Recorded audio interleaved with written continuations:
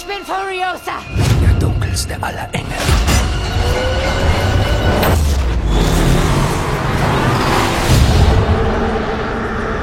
Chris, you have your fair share of experience in action movies. What would you say, how does the Mad Max movie fare in comparison to that? Yeah, the commonality between, you know, the big action films that worked and the ones that I've loved is the awareness from the director around that the action needs to inform the story. It has to be driven by the plot, but also the characters' motivations. And, you know, nothing is accidental in this film. And it was loud and energetic, and at the start of every, you know, take would be someone saying, "Start your engines," and then every motorbike, truck, car would light up. It's probably the loudest set I've been on, and I've been on some loud sets. The most rock and roll. The most rock and roll, yeah. For you, it was your first big action-heavy role. How did you prepare for that? Oh, I loved it. I did a year of training with the cars, the motorbikes, then just physically being strong enough to do the stunts again and again and again, and it really just drives my analytical mind. I love it. I love something that you have to be so precise about.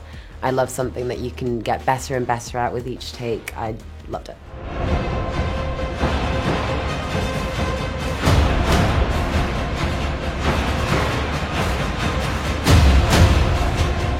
You also had the additional challenge to follow up to Charlize Theron's portrayal of Furiosa. How was that for you? I fell in love with Furiosa through Charlize's performance. Like, that performance is so strong and so incredible. I think I tried not to put that pressure on myself throughout the filming, because otherwise you're just paralyzed with fear. But I feel like you have a responsibility to tell the story of the person in the script. And because I was doing this with George Miller, I didn't think that he would let me mess it up.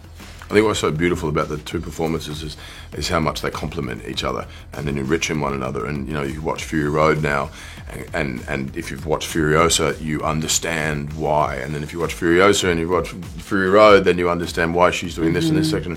And I found that just as a fan, sitting on set, watching it play out, just so satisfying. Thanks. Your character, Praetorian Jack, brings somewhat unique quality to the wasteland because he still maintained his empathy. How did you prepare for this role? Well, I didn't imagine that the empathy was a constant. I mean, I felt that was something he'd probably had to really push to one side or the other at given moments. I did do a lot of work on backstory. I don't always. George had given me an outline on a Zoom call. The rest you kind of just have to show up and let it happen on the day, because it's more about the present moment and it's more about the person in front of you and letting them in and them letting you in. And Anya's a perfect partner for that. How would you describe the relationship between your character and Furiosa? They realise they're a team before they know who each other are. He falls in love with her dream.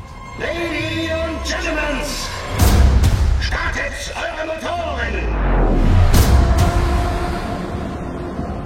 You had the opportunity to create a new villain. What was that like? How much liberty did you have? It was great. The script offered up such an interesting sort of character and quite a complex one, and a wild, insane man. The focus was really around trying to have humanity in there too, and not just have him be sort of two-dimensional. And so we continually sort of searched for that, you know, and tried to have moments of vulnerability and contradictory sort of ideas, and hopefully have an audience be conflicted about their feelings toward him.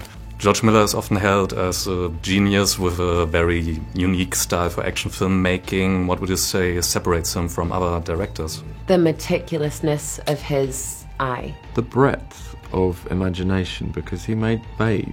That's quite extraordinary kind of scope. I can only imagine that's because you're so in touch with so many different parts of yourself. Like, I describe him as painting this movie, because that's genuinely what it feels like. We have 3 full units running at all times, and I can be on second unit and be doing a stunt again and again and again, and he'll see it and he'll go, "Oh, it's perfect. I just need your helmet 1 inch higher on your head." It's that level of exactitude, and so everything that you're seeing on screen, you know, has been purposefully put there and painted by George Miller. The entertaining, creative factor of his action, you know, is so unique. And then he's like, "Yeah!" It's operatic.